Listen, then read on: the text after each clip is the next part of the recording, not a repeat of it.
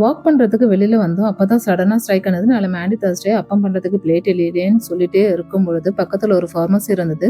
Medicine வாங்கணுமேன்னு சொல்லிட்டு உள்ளே போயிட்டு மெடிசன் வாங்கிட்டு வேவ் மிஷின் எல்லாம் வச்சுருந்தாங்க. வேவ் எல்லாம் செக் பண்ணிவிட்டு குட்டி குட்டி சேட்டையெல்லாம் பண்ணிட்டு பக்கத்தில் இந்த ஹைப்பர் மார்ட் வந்து பிளேட்டை சூஸ் பண்ணலான்னு பார்த்தா அங்கே பிளேட்டே கிடைக்கல. சரி ஓகே அப்படின்னு சொல்லிட்டு எதையோ ஒன்று சூஸ் பண்ணி பில் போட்டு எடுத்துகிட்டு வெளியில் வரும்போது சோளம் சேல் பண்ணிட்டு இருந்தாங்க.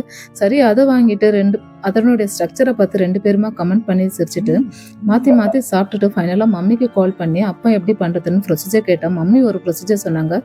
மம்மி சொன்ன ப்ரொசீஜர் படி அதுக்கு தேவையான இன்க்ரீடியன்ஸ் எல்லாம் ரெடி பண்ணி வச்சுட்டு ஃபைனலாக நம்ம வாங்கிட்டு வந்த அந்த பிளேட் அது கரெக்டாக இருக்குதான்னு செக் பண்ணலான்னு பார்த்து அது ஸ்டீமரில் வைக்க போனால் அது கரெக்டாக உட்காரலை.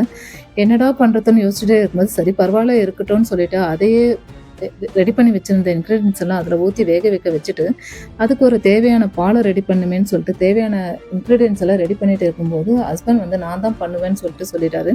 சரி ஓகே நீயே பண்ணிக்கன்னு சொல்லிட்டு ஹஸ்பண்ட் கையில் கொடுத்துட்டு அவரும் அதை ரெடி பண்ணி முடிச்சுட்டு ஃபைனலாக அப்பமும் ரெடி ஆகிடுது. சரி இதுக்கு கொடுக்க வேண்டிய அந்த கிராஸ் வந்து இல்லையேன்னு சொல்லிட்டே இருக்கும்போது ஃப்ரிட்ஜு உள்ளால ஒரு பீன்ஸ் ஒன்று இருந்தது.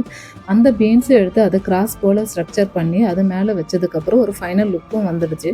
அதை எடுத்துகிட்டு போயிட்டு ஒரு குட்டி ப்ரேயர் பண்ணிட்டு சாப்பிட உட்காரலாமேன்னு சொல்லிட்டு சாப்பிட உட்காந்து அதை சாப்பிட ஆரம்பிச்சா பஞ்சு போல இருக்க வேண்டிய ஒரு அப்பம் ஒரு கல்லு மாதிரி வந்துச்சு. இதுல ஹஸ்பண்ட் வேற சொன்னாரு ஃப்ரெண்ட்ஸ் எல்லாம் கூப்பிட்டுட்டு வரலான்னு நினைச்சேன் அப்படின்னு.